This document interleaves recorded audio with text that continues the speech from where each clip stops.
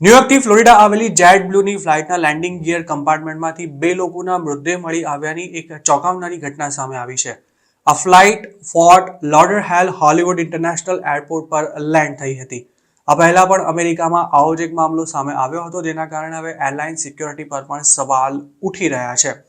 Florida land થયેલી ફ્લાઇટનું સોમવારે રાત્રે પોસ્ટ ફ્લાઇટ મેન્ટેનન્સ ઇન્સ્પેક્શન ચાલી રહ્યું હતું ત્યારે આ બંને બોડી મળી આવી હતી, પરંતુ મૃતકોની ઓળખ હજુ સુધી નથી થઈ શકી.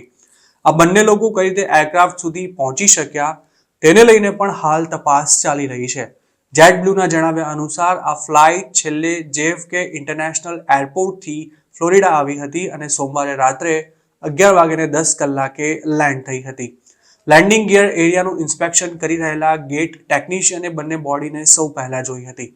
પોલીસે આ મામલે માત્ર એટલું જ જણાવ્યું છે કે બંને મૃતકો અજાણ્યા પુરુષ હતા અને તેમની ઓળખ કરવાની કાર્યવાહી હાલ ચાલી રહી છે, તેમજ તેમના મોતનું કારણ ઓટોપ્સી બાદ જ જાણી શકાશે. પોલીસે એમ પણ કહ્યું હતું કે બંને બોડી ક્ષત વિક્ષત હાલતમાં મળી આવી હતી.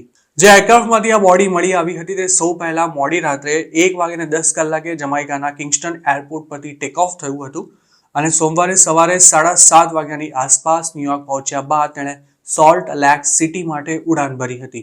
ત્યારબાદ તે ફરી JFK એરપોર્ટ પર લેન્ડ થયું હતું અને આખરે ફ્લોરિડા પહોંચ્યું હતું.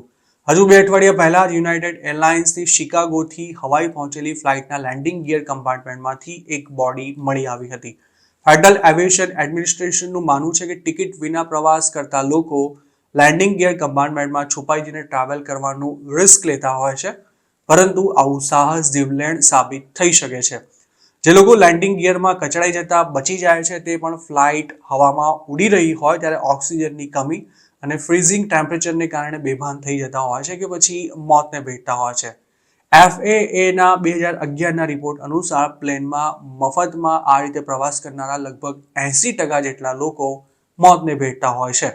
અમેરિકામાં આમ તો એરપોર્ટ પર ખૂબ જ કડક સિક્યોરિટી હોય છે, પરંતુ તેમ છતાંય ક્યારેક મોટી ગફલત પણ થઈ જતી હોય છે.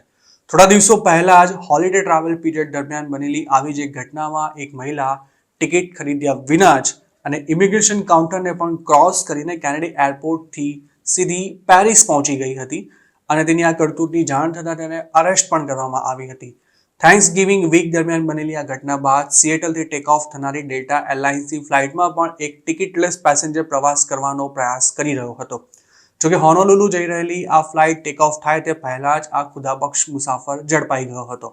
ડિપાર્ટમેન્ટ ઓફ ટ્રાન્સપોર્ટેશનમાં ઇન્સ્પેક્ટર જનરલ તરીકે ફરજ બજાવી ચૂકેલા મેરી સાશિવોએ આ અંગે CNN ન્યૂઝ ચેનલ સાથે વાત કરતા એવું કહ્યું હતું કે લોકો ગમે તેમ કરીને એરપોર્ટમાં ઘૂસી જઈ ફ્લાઇટમાં બેસવાનો પ્રયાસ કરતા હોય છે અને આવું અવારનવાર થયા જ કરે છે.